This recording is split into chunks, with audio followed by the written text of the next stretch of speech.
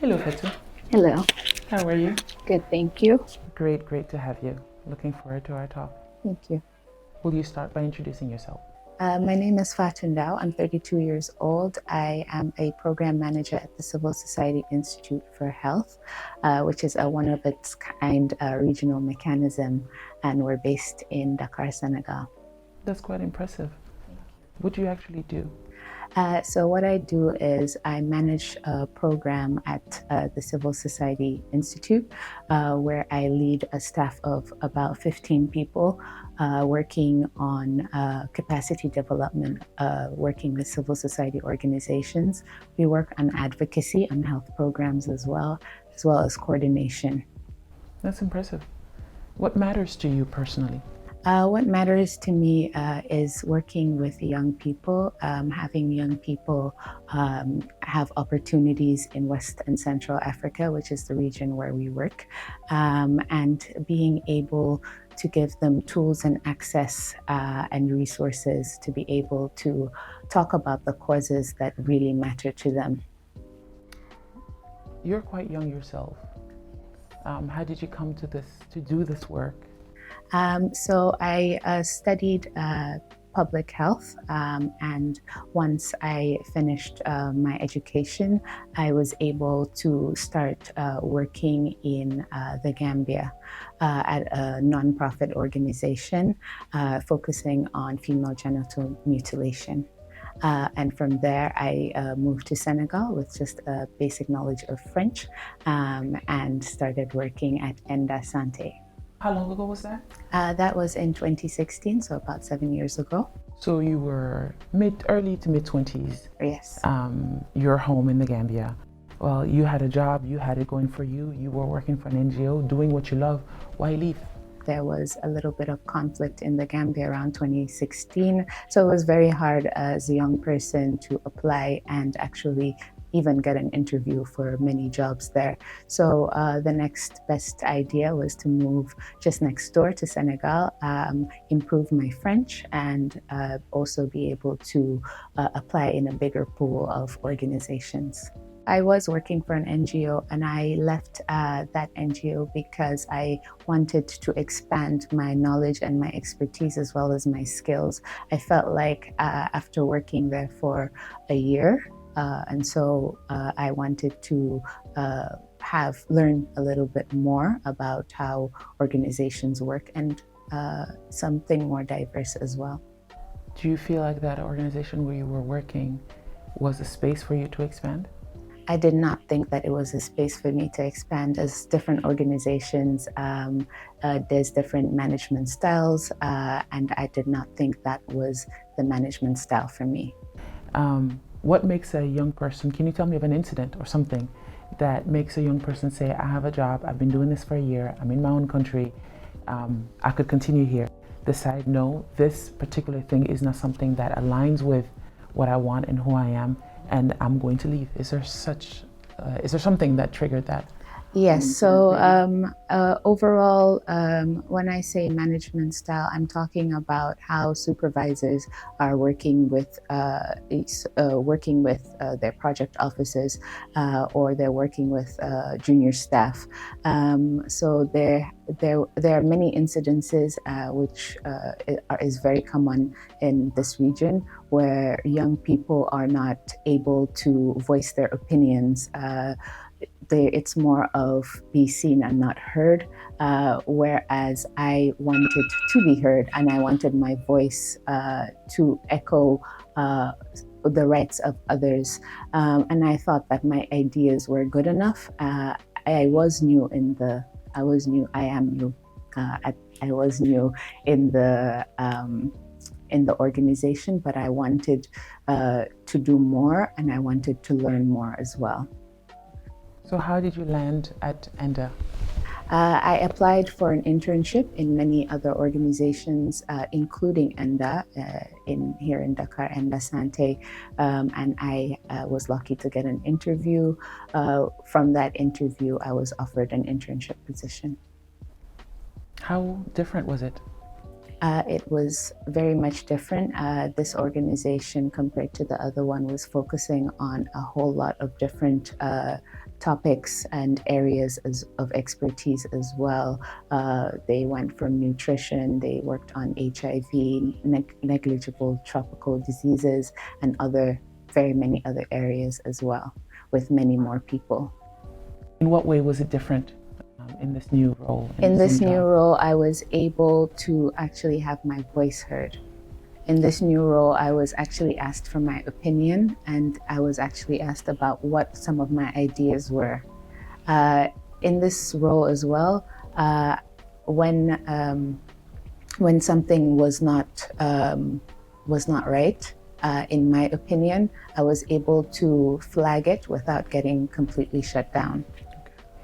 Can you tell me a story of a moment that marked you and as you were, because at this point you're still starting your career journey, you're maybe 1 year into a job, something that shaped how you continue to work with others and young people today?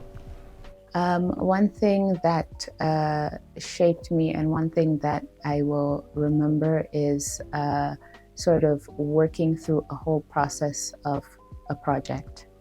And to do this, I was sitting like interns normally do, somewhere in some corner, keeping busy.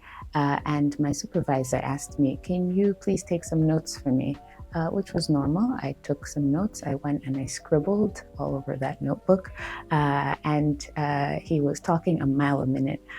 So my hands were really struggling there. But I was able to get everything that he was saying.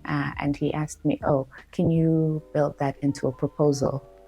I've never written a proposal before.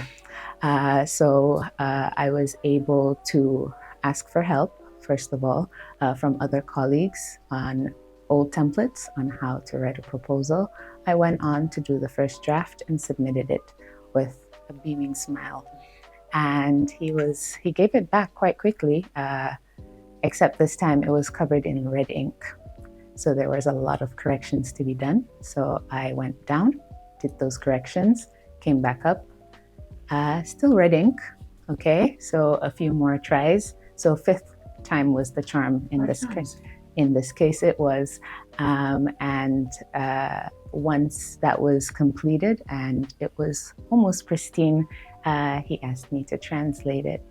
Now, I don't speak a lot of French, but I was able to ask for help and I was able to go to other colleagues to read it out for me. And in turn, I did tasks for them, which taught me that when someone is given an opportunity, they're able to shine, they're able to show you what they can actually do.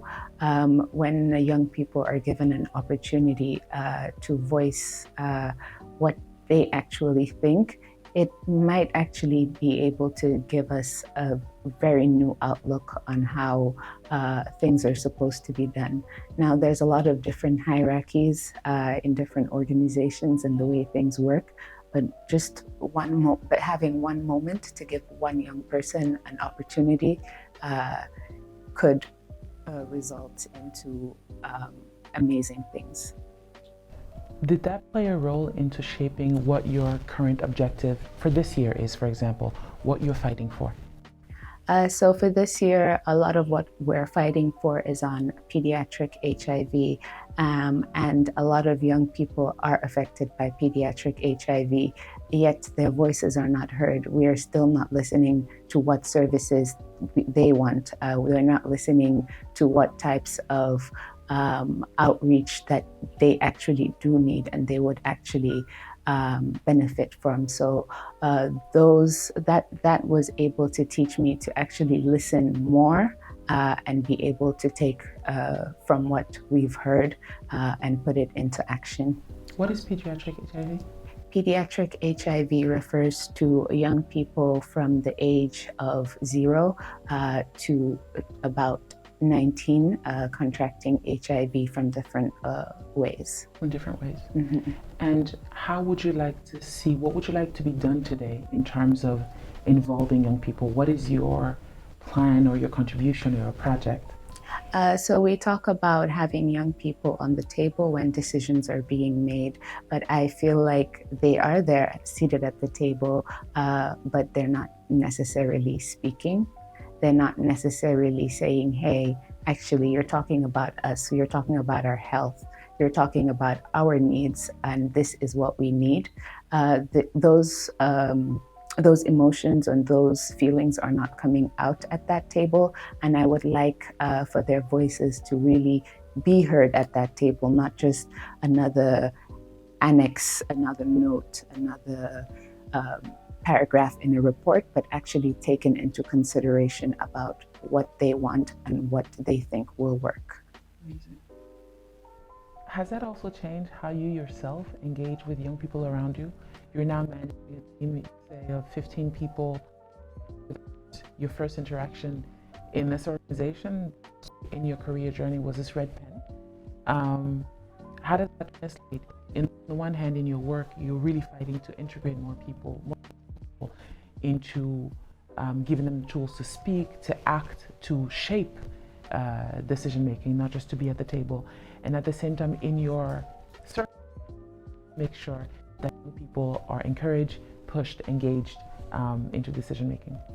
All right, so in my day-to-day work, I do work with a lot of young people, especially now we're working and engaging towards pediatric HIV, and I often have to give feedback on different number of documents. And instead of using that trusted red pen, I have my green pen, which is what I use. I feel like green ink feels a little bit more a little less aggressive than the red ink, and I try to make sure that they understand why this process needs to happen, and we talk it through, which I feel like is one of the most important tools out there. And you feel that you yourself have become, in seeing how little young people get to speak, get to give their opinion, you yourself are more open to the team that you work with and their ideas and their opinions? Is there one that stands out to you as how you've been able to open the door or really receive feedback or really take some young person's idea and turn that into really something that affects their lives? Yes, absolutely. I'm able to work with a lot of different young people and really encourage them, because it's not always easy to actually speak up when most of your life you've not been asked to give your opinion. I can think of one specific young man who I worked with through ENDA and the Institute in the Gambia. When I first met him, he was this quiet, shy young boy who was barely just out of high school. He had so much to say, he had so many ideas. However, he would only tell me in the hallway. He would only share those or on WhatsApp. But throughout the journey, working with him, he's gone to university, but he still volunteers a lot with the response. And throughout the years, I've seen him really grow. He does often ask for my thoughts on his progression. But recently I went to a conference in ICASA and I saw this young man speaking on a stage with people, which even I myself find that quite a daunting task. And this young man was, I could just picture him whispering his ideas, telling me to say them in a meeting, whereas he's now sitting on a stage at one of Africa's biggest conferences with about 5,000 people voicing his thoughts. How does that make you feel? It made me feel very sort of uplifted. It gave me a lot of hope and encouragement, knowing that I had an opportunity and knowing that if others are given an opportunity, they'll be able to blossom and shine. Amazing. Thank you, Fatou. Thank you. Last thing, what are you in service of? I am in service of having youth voices unmuted. No idea is stupid. No idea is not correct or wrong. I want them to talk more and share more with people who are designing programs and projects and services for them to use. So that is what I'm in service of. Thank you, Fetu. Thank you. And this is it. Thank you.